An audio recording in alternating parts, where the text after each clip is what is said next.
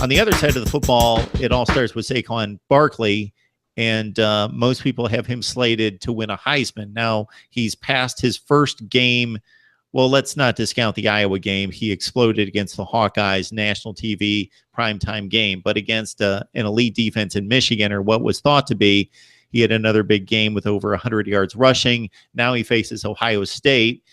If you remember correctly, Claire, it was 2 years ago that we didn't know a whole lot about Saquon Barkley.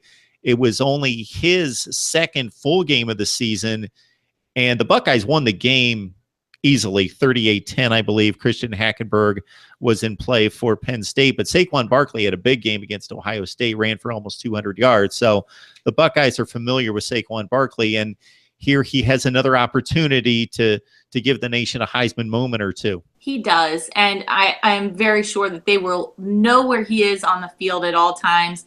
Urban Meyer mentioned in his press conference he's the most versatile, most complete back that he has probably faced in his career, which is high praise coming from Urban Meyer. He's a great pass catcher. He's a great blocker. He's very reminiscent of what we loved and saw out of Ezekiel Elliott when he had his time here at Ohio State as well. Saquon Barkley is extremely athletic. He's able to make guys miss. He's able to get yards after the catch. He is certainly deserved of his Heisman nod thus far. What Ohio State is going to have to continue to do, they have one of the best red zone defenses in the country, and you'll see, I think, a bend, don't break in this Ohio State defense when it comes to Saquon Barkley. They're just going to have to be very disciplined, and especially with this offense that Penn State runs, at times, especially in big games under big spotlights, some of these guys are so amped up on the Buckeye defense, they're trying to do too much. So at times that can, and we've talked about this before, but just playing assignment football and being disciplined is going to be even more important when somebody like Saquon Barkley is just a wild card. Claire Crawford joins us from theozone.net. Please join her right there with her podcast, weekly podcast with Joe Dexter. Oh, hail no. And Claire joins us each and every week to talk Ohio State football and the Buckeyes with their biggest test to date. Number two, Penn State, undefeated after their thrashing of Michigan at home, 42-13. Trace McSorley, 14 touchdowns, 5 picks, hitting on 67% of his passes, Claire.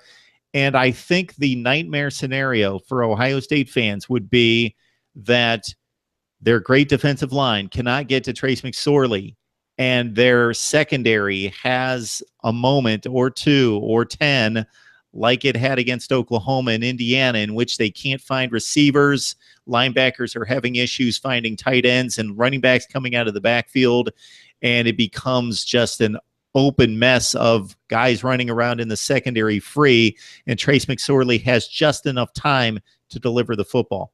So I've been thinking about this as well. It really has been bothering me because I think Indiana kind of knocked on the door of college football and all of the offensive coordinators and said, hey, this may be how you beat Ohio State, maybe. And then Oklahoma just kicked it open like Steve Austin. But it definitely is something I've been trying to find a shelter in the storm, as I like to say, and I think I've found this shelter in the fact that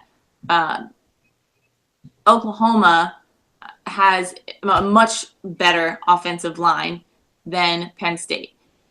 We can say that Richard Legault and Baker Mayfield, both mobile quarterbacks, able to extend the play, getting the ball off quickly. That definitely is the recipe for neutralizing Ohio State's defensive line and, kind of preying on an Ohio State secondary that is shown to be the weakness of that defense.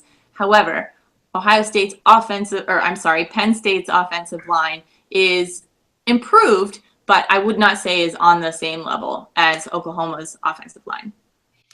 I know in talking to, Tim Aiden, he writes for SB Nation's Black Shoe Diaries, covers Penn State football. Talked to him prior to the Michigan game, and he still stated this is an improved unit, but as you mentioned, the weakest unit on the Penn State team. He thought that Penn State would go to great lengths to game plan to protect its offensive line against Michigan's front, which is very, very good. Not as good as Ohio State's, not as dynamic or athletic. Very, very good. Top 5 in the nation, but not as good as Ohio State's.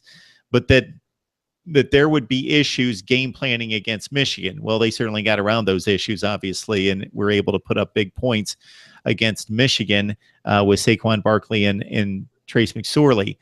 Penn State's offense is a little bit different this year in that they're much more efficient than they were last year, but not hitting on nearly as many plays. Much of that coming because of the loss of Chris Godwin to the NFL. It's a much more efficient passing game. Trace McSorley maybe not taking as many risks downfield, but they've been efficient, and they've not had to hit on the big play because they've generally been in control of all these games, excluding the game at Iowa, but they were never trailing by more than one score against the Hawkeyes, so they always had it kind of right in front of them. So Penn State and Ohio State, this has turned out to be a big battle in the Big Ten. Penn State joining the league way, way back. I know for you people out there that are of a certain age, you think, obviously, Penn State's a big game. They're in the Big Ten, but I remember those days when Penn State was off playing independent football and they joined the Big Ten, and it was a big deal. There was talk when Penn State joined the Big Ten that, oh, wow, Penn State's going to dominate the Big Ten. They are going to take things over. Well, it's not turned out to be. Yes, they've been a player in the Big Ten, but they've certainly disappeared from the race for 5 and 6 years at a time as well. So Penn State has certainly been a great addition to the Big Ten, but nothing to be scared of, as Ohio State in particular has been the team in the Big Ten since 2001 and 2.